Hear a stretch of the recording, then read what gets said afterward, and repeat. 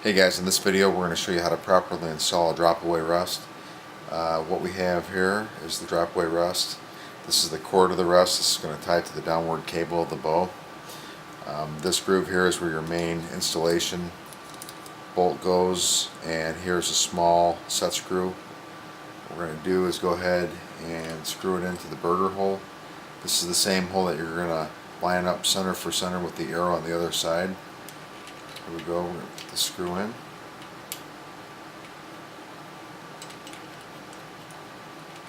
You'll notice that there is a little bit of adjustment here, and that can be used for torque tuning the bow. Be sure to check out the app for torque tuning instructions. In this particular install, we're just going to bring it forward and smack it up against the riser. It leaves us with a pretty good fit on this particular setup. So go ahead and screw that bolt in. And we're just going to make sure that it's squared to the bow. It looks pretty good. Tighten her down. And we're going to tighten this little Allen screw down, this little set screw. It's going to help keep it from coming loose while it's in use and out in the field. Now that we have the rest attached to the riser, the next step is to set the elevation and the center shot. The next step in the process is to adjust the elevation of the arrow rest.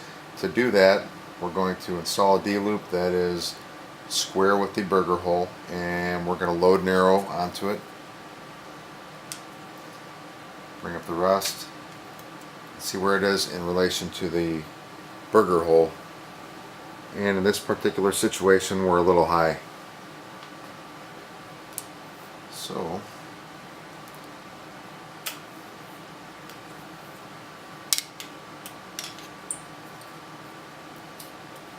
lower it down a little bit.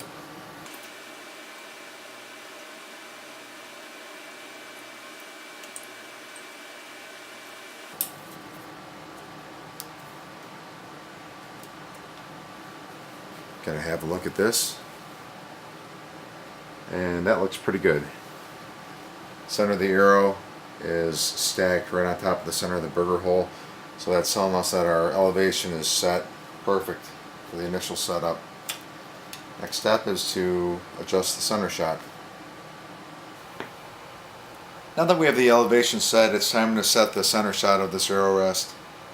Before you do this, you have to find out from the manufacturer what the recommended center shot is. In this particular case, the recommended center shot is 13/16 of an inch off of the riser. So you're going to load up an arrow and measure off the inside of the riser, and looks like we have about 5/8 to 5/8 strong. So we need to come out away from the riser a little bit.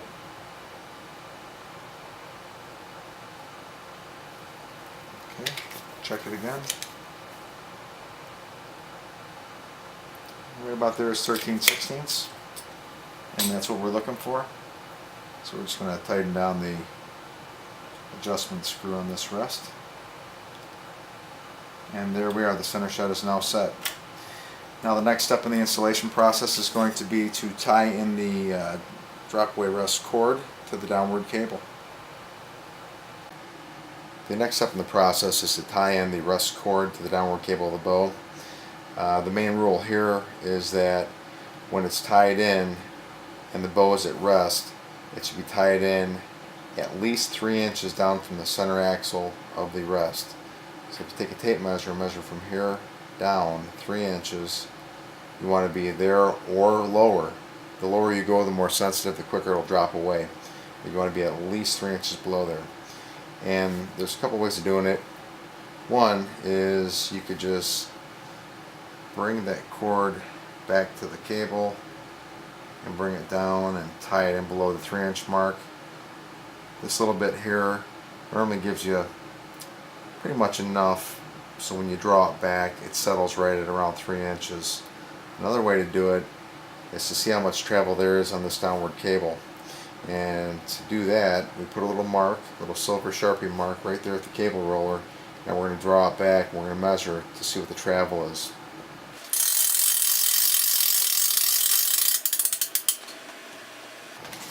And this particular bow, you got to travel about 1 3/8 inches.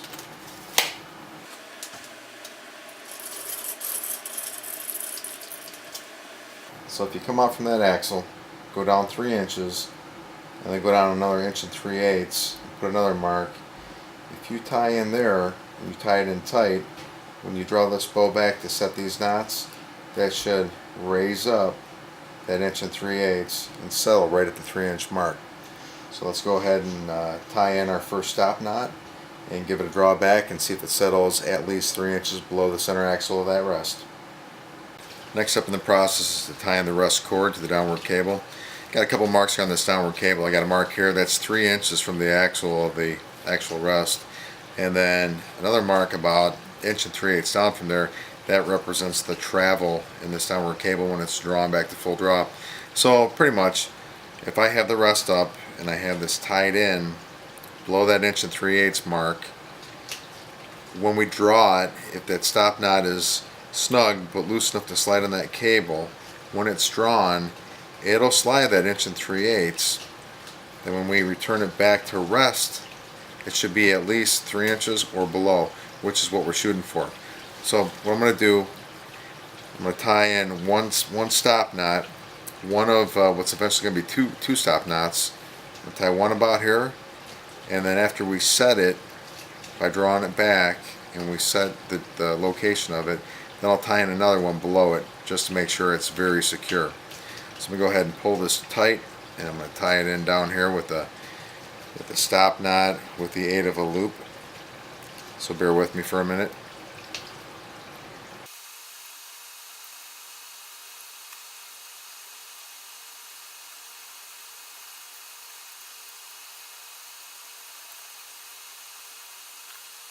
There we are right there. So I'm making sure that that cord is on the rest side of that cable.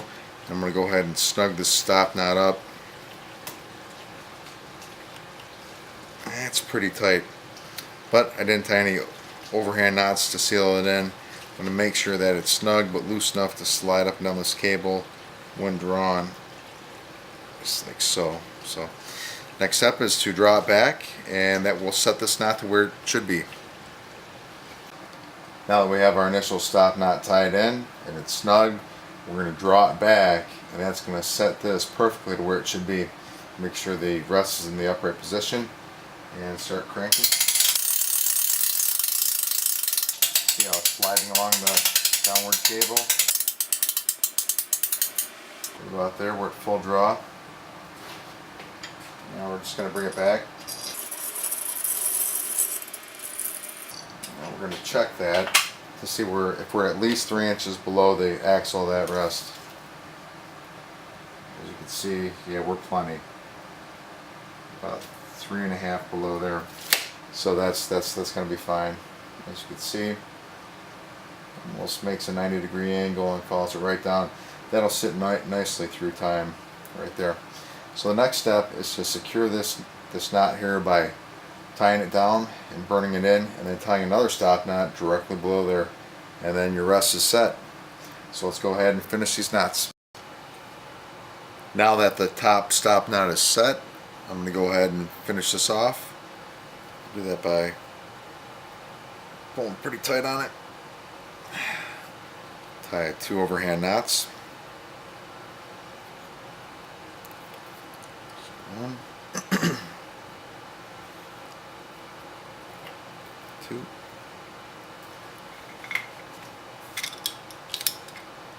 Knife.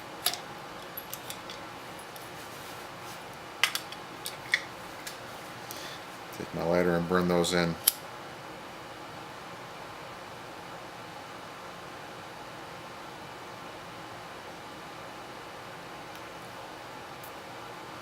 That's one. I'm going to take 20 to 24 inches of serving material, or my musky line that I prefer. I'm going to tie in a second stop knot here with the aid of a loop.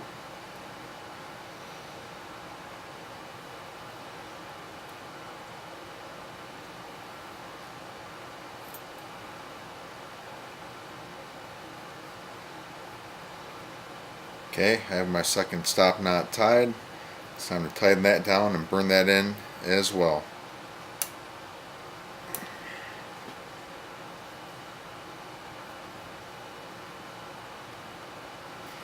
The technique that I use here with tying the cord to the side of the downward cable, I prefer that as opposed to pressing the bow and putting the cord between the cable. As the bow is shot, a couple of thousands of shots get cycled through it, these strings will stretch, and the creep that sets in will actually lengthen this cable a bit, and it'll snake that cord around there, and you'll have to repress it and split the strands and reset this cord.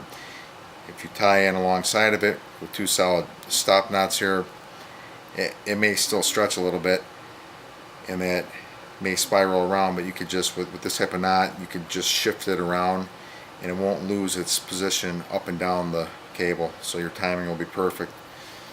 Just a little preference there, but there are many different ways to do this. But after this one's cut and burnt, it should be set and we're ready to shoot. Now I'm going to leave this rest in the down position just to show you how this is timed perfectly. We can also verify that on this particular rest, it's a QAD. There are two lines on the rest, the little flipper handle here, that will line up when it's at full draw. It'll be right in line with each other. Just go ahead and crank it back and we'll watch and see if it's dead on.